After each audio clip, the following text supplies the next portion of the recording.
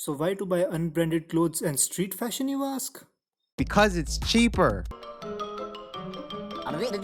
That's all, folks. Now, on a serious note, what actually is streetwear?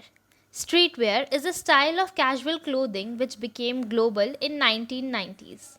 It grew from New York hip hop fashion and Californian surf culture to encompass elements of sportswear, punk, skateboarding, and Japanese street fashion.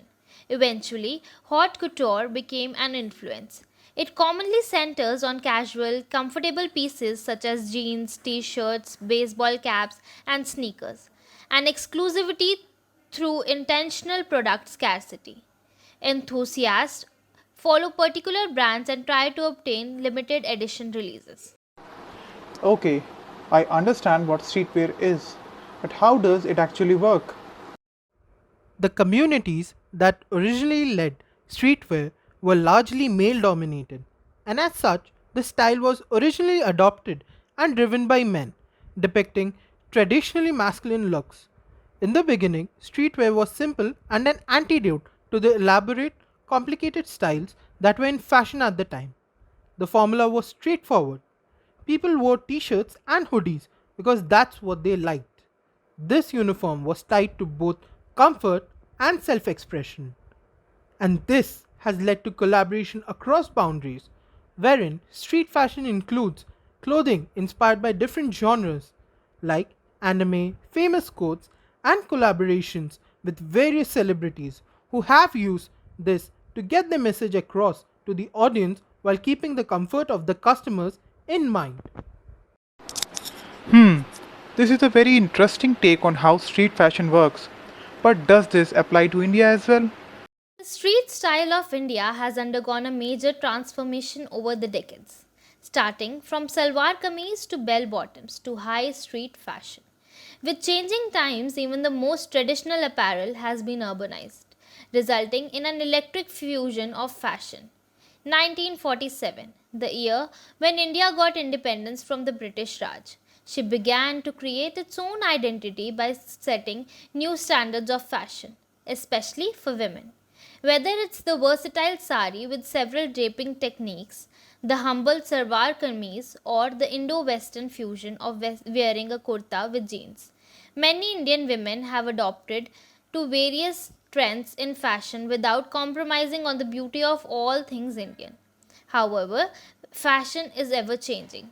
There are some styles that became timeless classics, while others enjoy only a brief popularity before they die down. Nevertheless, India's fashion industry is continuously transforming, growing, and changing, irrespective of such trends.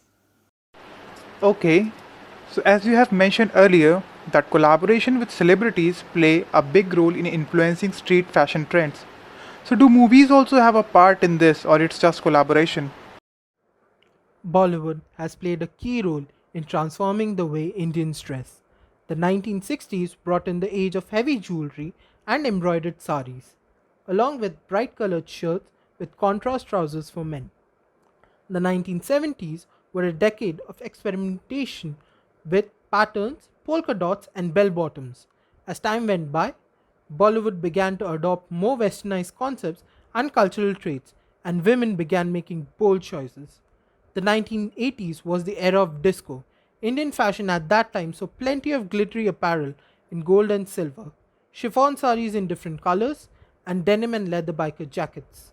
The decade of the 1990s saw floral dresses, full sleeve salwar kameez in different styles, and long skirts. The latter half saw the arrival of short dresses, sportswear, crop tops, and halter necks. For example, when the famous movie Dil Chahta Hai released in 2001, Amir Khan and Saif Ali Khan wore floral print shirts and leather pants, which then became a trend in men. Few years later, another movie, Wake Up Sid, was released, where laid back, lazy Ranbir Kapoor's portrayal of Sid was so relatable with college students that the audience made an extra effort to look for perfect graphic t shirts to wear to college. Not forgetting women, In the year 2015, another great movie, Piku, made an impact on street fashion, wherein Deepika Padukone, in her Bengali girl avatar in Piku, brought the unexpected trend of ill-fitted kurtas with vegetable prints with palazzo or jeans became a big hit with young women. I noticed that you have mentioned the word young multiple times.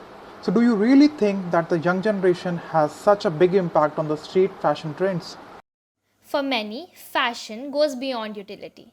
It's wearable art that conveys self expression to the public. Fashion is a way to elevate the mundane. However, streetwear has managed to grow beyond fashion and has grown to something more. The success of Supreme and streetwear more broadly makes sense when you look at how fashion and culture are changing.